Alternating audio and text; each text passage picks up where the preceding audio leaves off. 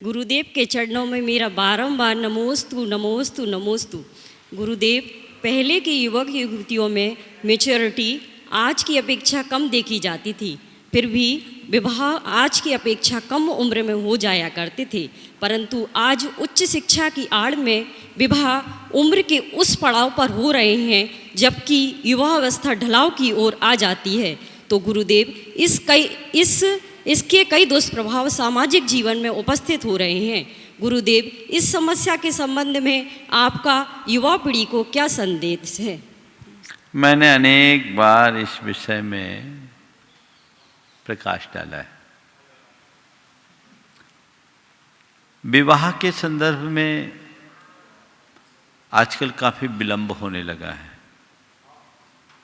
और एक बात और देखने में आ रहा है, केवल विवाह नहीं हो रहा, बाकी सब कुछ हो रहा है। ये भी बात है लेकिन सच है। हमारे शास्त्रों के अनुसार यौवन से परिपूर्ण होते ही विवाह के बंधन में बंधना चाहिए। भारत सरकार के नियमानुसार कन्या के लिए 18 वर्ष और वर के लिए 21 वर्ष निश्चित किए हैं।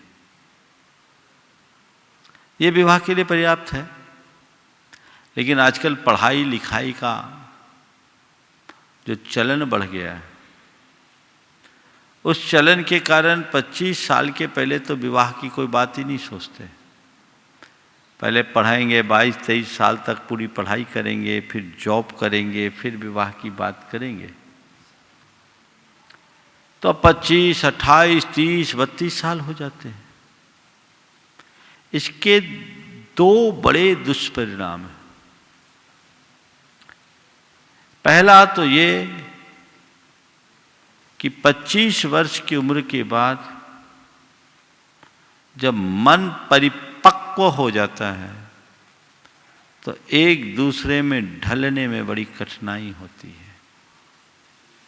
हर बात में ईगो क्लैश होता है। विवाह कन्या से होना चाहिए और कन्या तो 18-20 साल तक ही होती है, 21 साल 22 साल। 25 साल में तो परिपक्व युवती बन जाती है। पहले 18-20 साल की उम्र में किसी का विवाह हो जाता था तो वो उस घर में जाकर पूरी तरह ढल जाती थी। तो उनके दाम्पत्य में ज्यादा मधुरता थी। अब अधिक उम्र के बाद विवाह होने से ये चीज़ें देखने में आ रही हैं कि विवाह के बाद विवाद जारी रहते हैं और आजकल तलाक के केसेस जो बढ़ रहे हैं, ये एक बहुत चिंतनीय पहलू है।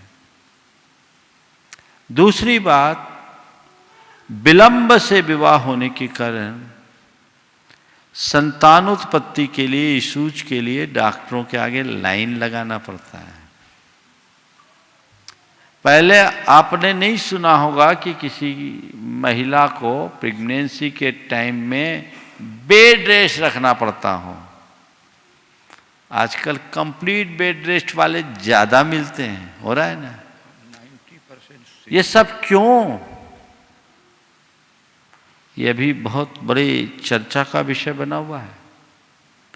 लेट मैरिज के होने वाले दुष्परिणामों पर लोग गंभीरता से चर्चा कर रहे हैं। इस पर विचार करना चाहिए। तीसरी बात इसके साथ जुड़ी हुई ये है कि ज़्यादा पढ़ लिख जाने के बाद बराबरी का संबंध नहीं मिल पाता।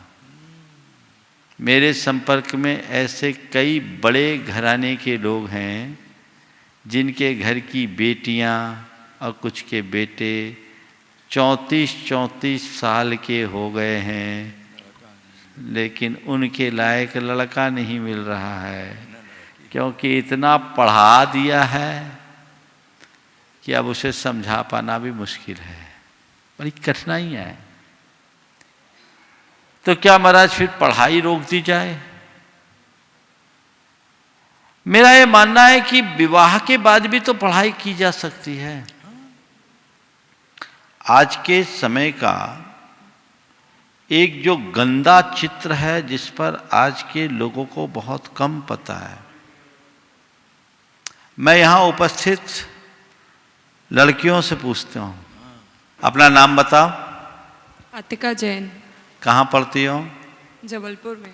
कौन सी क्लास में हो? 3rd year. अच्छा, जो मैं बोलूं बिल्कुल बिना संकोच के बोलना। ये बताओ, तुम्हारे साथ पढ़ने वाली कितनी लड़कियां हैं जिनको तुम सही सलामत मानोगे? 1%। एक अपने आप को बचाया इसने। नहीं। चलो ठीक है, तुम आओ, बहुत अच्छा है। ये तो खैर संस्कारित है भी। चलिए, तुम अपना नाम बताओ। अदिति जैन। ये अदिति, हाँ बोलो, कहाँ पढ़ रही हो? इंदौर।